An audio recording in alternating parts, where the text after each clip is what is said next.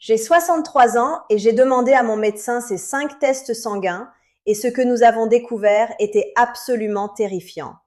Et je vais vous dire exactement quel test demander, ce que votre médecin ne teste probablement pas et les chiffres que vous devez connaître par cœur parce qu'ils peuvent vous sauver la vie. Mon nom est Isabelle Moreau. J'ai 63 ans.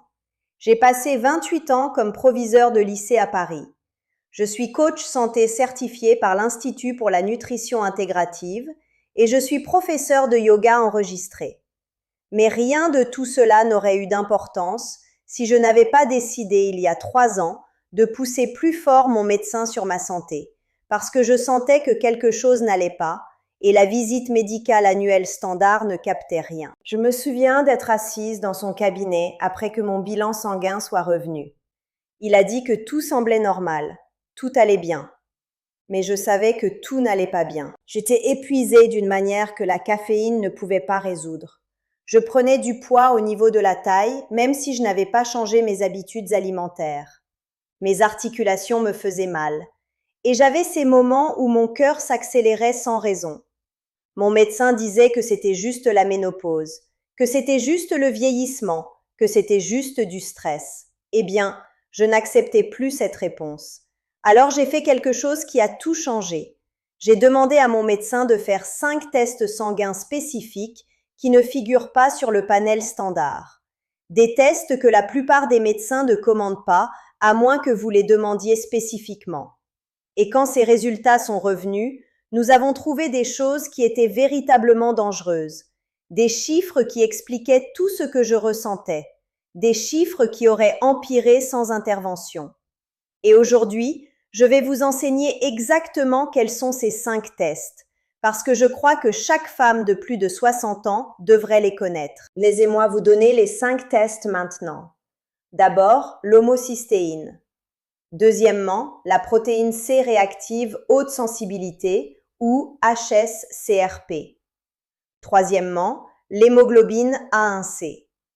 Quatrièmement, la vitamine D, le 25-hydroxy. Et cinquièmement, un panel thyroïdien complet qui comprend la TSH, la T3 libre, la T4 libre et les anticorps anti-TPO. Écrivez-les. Demandez ces tests à votre médecin par leur nom. N'acceptez pas de substituts. N'acceptez pas que votre médecin dise qu'ils ne sont pas nécessaires. Ces 5 tests ont détecté ce qui se passait silencieusement dans mon corps et ils peuvent détecter quelque chose de critique dans le vôtre. Quand mon homocystéine est venue, elle était 14,2. Mon médecin y a jeté un coup d'œil et a dit que c'était normal parce que c'était moins de 15.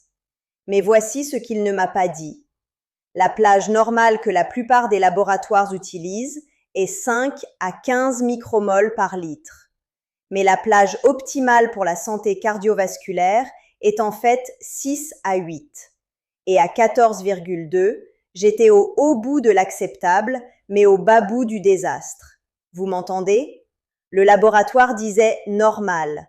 La science réelle disait que j'étais à un risque significativement accru d'infarctus et d'accident vasculaire cérébral. L'homocystéine est un acide aminé qui endommage les parois des vaisseaux sanguins. C'est un facteur de risque indépendant de maladies cardiovasculaires, ce qui signifie que c'est important même si votre cholestérol est parfait, même si votre tension artérielle est excellente. Une étude publiée dans le New England Journal of Medicine en 2002 a constaté que l'homocystéine élevée était associée à un risque 60% plus élevé d'infarctus chez les femmes. Mais la plupart des médecins n'en parlent pas. Ils ne le testent pas.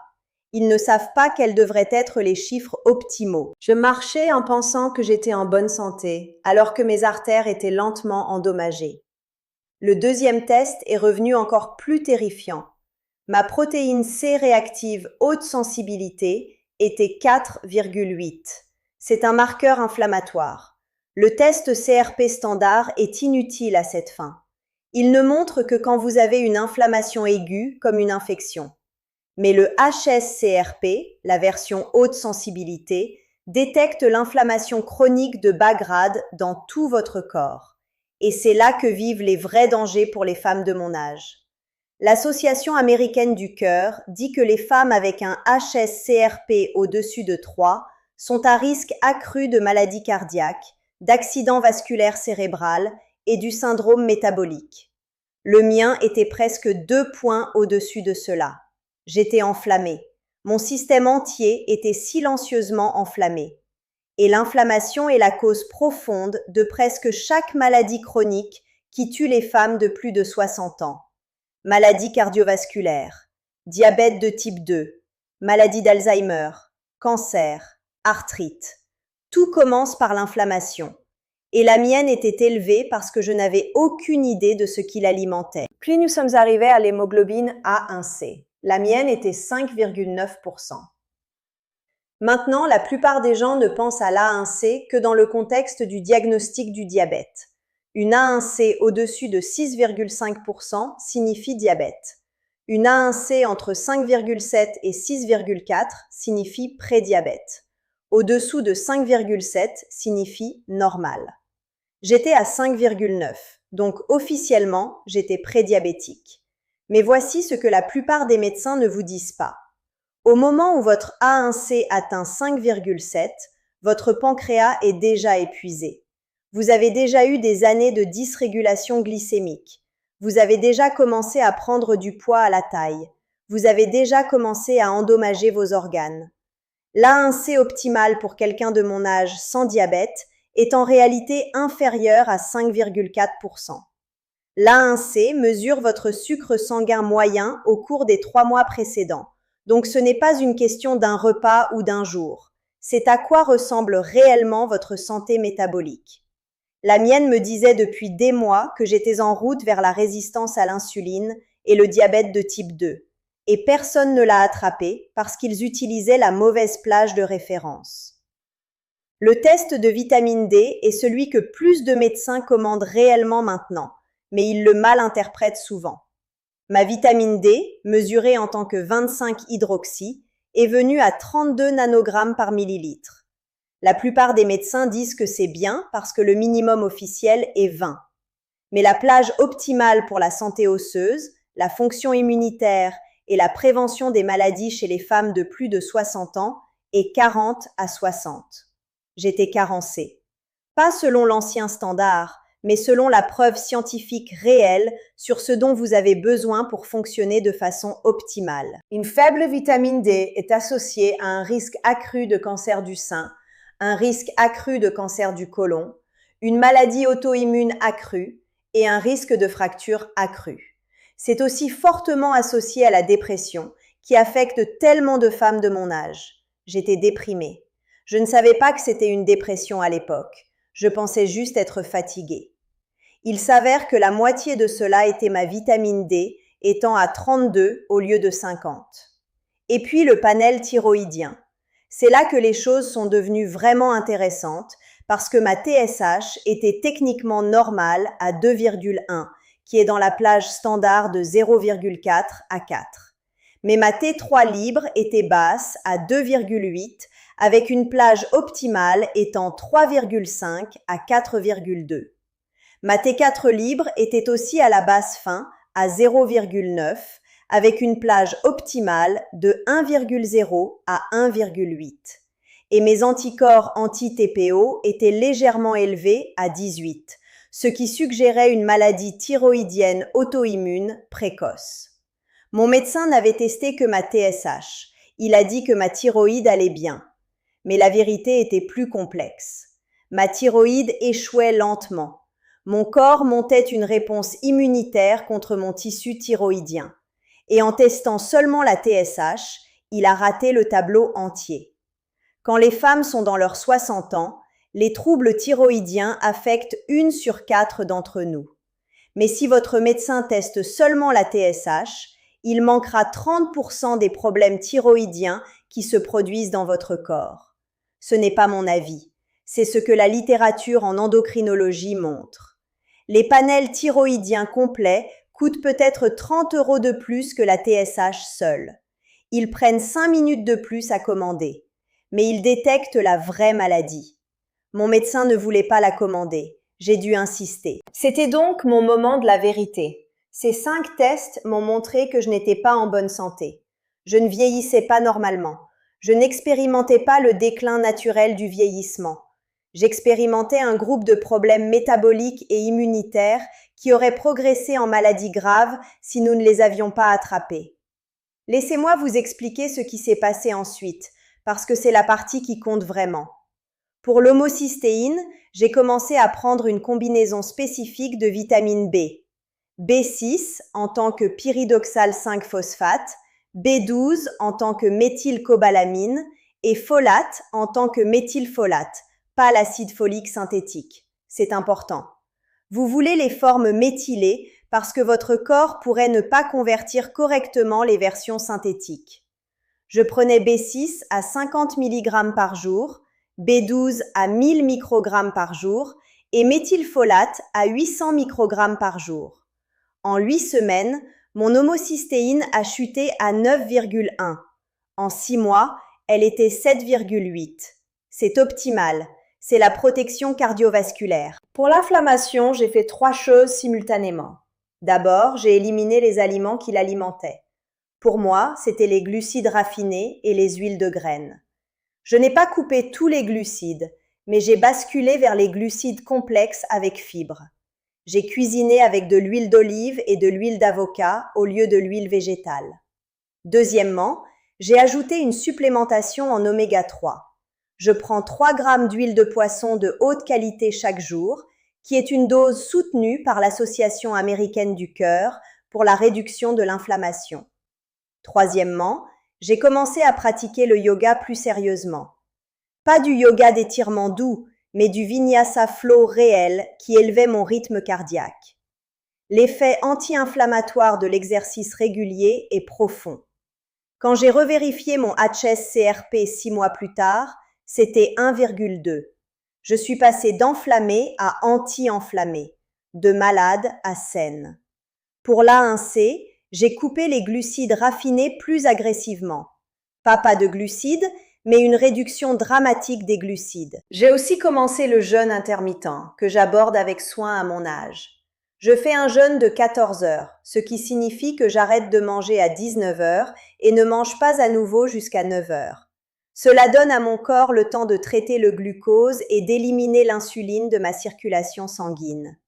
J'ai ajouté 150 minutes d'exercice modéré par semaine, réparties tout au long de la semaine. Et j'ai ajouté une supplémentation en inositol qui a une forte recherche montrant qu'elle améliore la sensibilité à l'insuline. Myo-inositol, 2 à 4 grammes par jour. Mon A1C a chuté à 5,3 en 3 mois. Pour la vitamine D, j'ai supplémenté à 4000 unités internationales par jour, ce qui est au-dessus de la recommandation standard de 600 à 800, mais c'est ce que la recherche montre que les femmes de mon âge ont vraiment besoin. J'ai fait rétester ma vitamine D après 12 semaines et c'était à 52. Mon énergie est revenue, mon humeur s'est améliorée. Il s'avère que je n'étais pas déprimée, j'étais carencée. Pour la thyroïde, mon médecin voulait attendre et observer. Je ne voulais pas attendre. Les anticorps anti-TPO ne s'améliorent pas d'eux-mêmes, ils progressent. Alors, j'ai commencé une supplémentation en sélénium à 200 microgrammes par jour, ce qui soutient la fonction de la peroxydase thyroïdienne. J'ai commencé à consommer des algues ou à prendre des suppléments de varech pour assurer un iode adéquat. Et j'ai éliminé les goitrogènes, qui sont des composés dans les aliments comme les légumes crucifères qui interfèrent avec la fonction thyroïdienne quand ils sont mangés en excès. Je n'ai pas coupé le brocoli entièrement, mais j'ai arrêté de manger d'énormes salades crues avec du chou frisé chaque jour. Quand j'ai repassé le test 6 mois plus tard, mes anticorps anti-TPO s'étaient normalisés à 8. Ma T3 libre et ma T4 libre s'étaient tous deux améliorés. Ma TSH était toujours normale, mais maintenant c'était 1,8 au lieu de 2,1, ce qui est en réalité plus optimal. Je n'ai jamais développé d'hypothyroïdie clinique.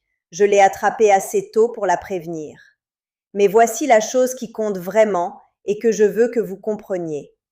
Ces 5 tests n'ont pas seulement détecté la maladie, ils ont révélé un motif. Ils ont montré que mon corps avait basculé dans un état métabolique où la résistance à l'insuline, l'inflammation et la carence en micronutriments conduisaient tout. Ma fatigue venait de la carence en vitamine D et de la dysfonction thyroïdienne. Ma prise de poids venait de la résistance à l'insuline et de l'inflammation. Ma douleur articulaire venait de l'inflammation et de la carence en micronutriments. Un ensemble de tests sanguins a révélé un système interconnecté de problèmes qu'aucun test unique n'aurait montré. Et c'est pourquoi votre médecin doit ordonner les 5. Ne laissez pas votre médecin faire une sélection. N'acceptez pas d'informations partielles. L'homocystéine sans A1C n'a pas de sens. Le HSCRP sans vitamine D n'a pas de sens. Les panels thyroïdiens complets sans comprendre votre état inflammatoire n'a pas de sens. Ces tests se regroupent, ils se parlent. Ils révèlent l'état réel de votre corps vieillissant. Laissez-moi vous donner une autre information critique sur les plages optimales. Les plages de référence que la plupart des laboratoires utilisent sont basées sur la population saine moyenne.